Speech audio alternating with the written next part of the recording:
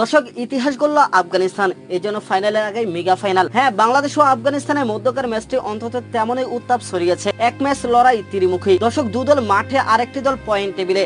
এমন লড়াইয়ে সেন্ট ভিনসেন্টে ইতিহাস করেছে আফগানিস্তান। বাংলাদেশকে হারিয়ে নিজেদের ক্রিকেট ইতিহাসে প্রথমবারের মতো বিশ্বকাপের সেমিফাইনালে উঠেছে আফগানিস্তান। জয়ের জন্য বাংলাদেশের লক্ষ্যটা ছিল খুবই সহজ, তবে সেমিফাইনালের স্বপ্ন বাঁচাতে বাংলাদেশের এই লক্ষ্যটা পাহাড় সম করে দিয়েছিল সমীকরণের মারপ্যাচ। শেষ চারে যেতে বাংলাদেশকে জিততে হতো সিরেফ 12.1 ওভারে। এই সময়ের মধ্যে বাংলাদেশ তো সমীকরণ মেলাতেই পারল না, বরং সুপার 8-এর একটি জয়ের আশা ভেস্তে গেল বাংলাদেশের। লিটন কুমার দাসদের থামিয়ে রূপকথার নতুন গল্প লিখল আফগানিস্তান। বাংলাদেশকে 8 রানে হারিয়ে প্রথমবারের মতো বিশ্বকাপের সেমিফাইনালে যাওয়ার ইতিহাস গড়ল রশিদ খানের দল।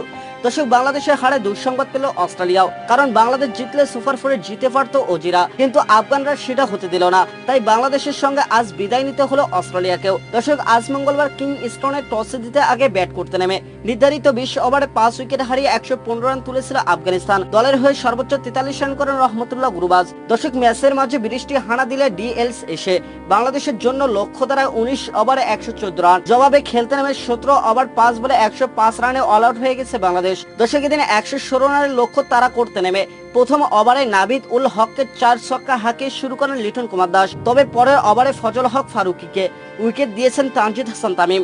ইনিংসের দ্বিতীয় ওভারে তৃতীয় বলটি অফ স্টাম্পের বাইরে গুড লেংথে করেছিলেন ফারুকি। সেখানে ব্যাকফুটে খেলতে গিয়ে লেগ বিফোরের ফাঁদে পড়েন তানজিদ হাসান তামিম। 3 বল খেলেও রানের খাতা খুলতে পারেননি তিনি।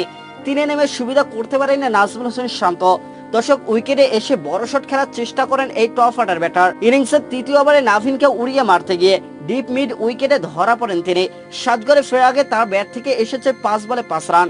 দর্শক, পরের ওভারে সাকিব আল হাসানকেও ফিরিয়েছেন নাভিন। চারে নেমে গোল্ডেন ডাক খেয়েছেন এই অভিজ্ঞ ব্যাটার। একাদশের সৌম্য সরকার ভালো শুরু পেয়েও কাজে লাগাতে পারেনি। শেষ পর্যন্ত 10 বলে খেলা করেছেন 10 রান। দর্শক, তৌহিদ হৃদয় উইকেটে এসে শুরু থেকে বড় শট খেলার চেষ্টা করেছেন, তবে এদিন বেশিক্ষণ টিকতে পারেননি তিনি। ঋষাদের শিকার হওয়ার আগে 9 বলে করেছেন 14 রান। মাহমুদুল্লাহ রিয়াদ যখন উইকেটে আসেন তখনও বাংলাদেশের সেমি সমীকরণ বাস্তব ছিল। দর্শক, 19 বলে যখন 43 রান দরকার ছিল বাংলাদেশের, দশম ওভারে 5টি বল ডট খেলেন মাহমুদুল্লাহ রিয়াদ। সে ওভার থেকে আসে মাত্র 4 রান। এতে সেমির স্বপ্ন নষ্ট হয়ে যায় টাইগারদের। পরে ওভারে ঋষাদের বলে উইকেটের পেছনে ক্যাচ দিয়েছেন তিনি। 9 বল খেলে 6 রানে এসেছে তার ব্যাট থেকে। দর্শক, সেমিফাইনালের সুযোগ নষ্ট করে ম্যাচ থেকে ছিটকে গিয়েছে বাংলাদেশ। এক প্রান্তে লিটন দাস দাঁড়িয়ে থাকলেও আরেক প্রান্তে ছিল ব্যাটারদের আসা যাওয়ার মিছিল। তাতে কোনো রকম 100 পেরিয়ে অল আউট হয় টাইগাররা। লিটন শেষ পর্যন্ত অপরাজিত ছিলেন 54 রান করে।